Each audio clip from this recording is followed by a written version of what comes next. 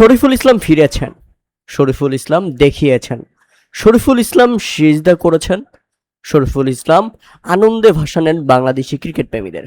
আর তাতে প্রথমবার টেস্ট ক্রিকেটে নিজের ফাইবার পূরণ করে নিলেন শরীফুল ইসলাম। এর আগে লাল বলে কখনো 5 উইকেট পাওয়া হয়নি তার।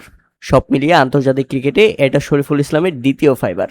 আগেরটা অস্ট্রেলিয়ার সাথেই, তবে সেটা ছিল ওয়ানডেতে। সবচেয়ে বড় বড় উইকেট শরীফুলের নামের পাশেই। পরিশ্রমের ফল পাচ্ছেন পঞ্চগড় এক্সপ্রেস। আর তাতে বাংলাদেশ ম্যাচে ফিরে এসেছে।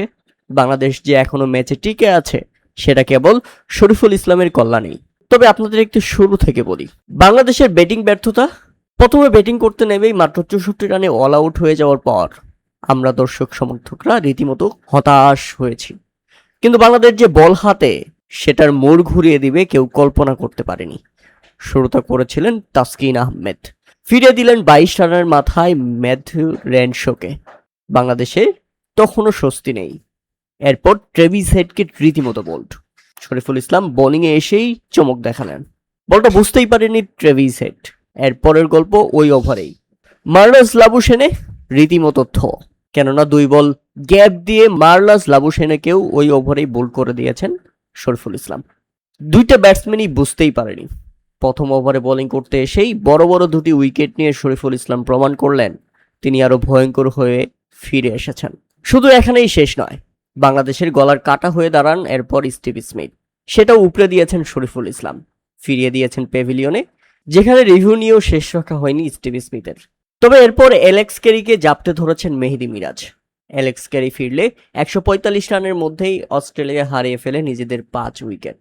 এর পরের গল্পটা আবারও শরীফুলের, ফিরিয়ে দিলেন বো ওয়েস্টারকে।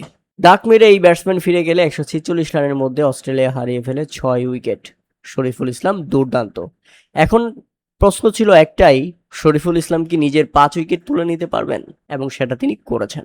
আমরা প্রত্যাশা করেছিলাম, আর সেটা পূরণ করেছেন শরীফুল ইসলাম।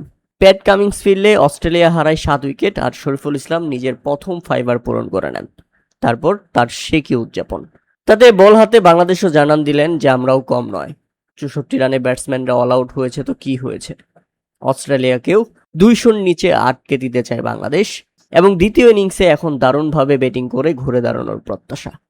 প্রিয় দর্শক, শরীফুল ইসলামের চমকপ্রদ বোলিং আর এভাবে ফিরে আসা আপনারা কিভাবে দেখছেন তা অবশ্যই আমাদের কমেন্ট করে জানাবেন। এবং শেষ পর্যন্ত প্রথম দিনের খেলা শেষ হয় 101 রানের লিড নিয়ে শেষ করে অস্ট্রেলিয়া। শরীফুল ইসলাম আরও একটি উইকেট তুলে নিলে অস্ট্রেলিয়া হারায় 8 উইকেট। 40 ওভার ব্যাটিং করে 165 রানে প্রথম দিনের খেলা শেষ করে অস্ট্রেলিয়া। বাংলাদেশের শিকার 8 উইকেট, অস্ট্রেলিয়ার লিড 101 রান। আশা করি বাংলাদেশ এই মুহূর্তে ভালো অবস্থানে আছে। অস্ট্রেলিয়াকে দ্বিতীয় দিনের শুরুতেই অল আউট করে দিয়ে বাংলাদেশ ভালো ব্যাটিং করলে এই টেস্টেও ভালো কিছু করা সম্ভব।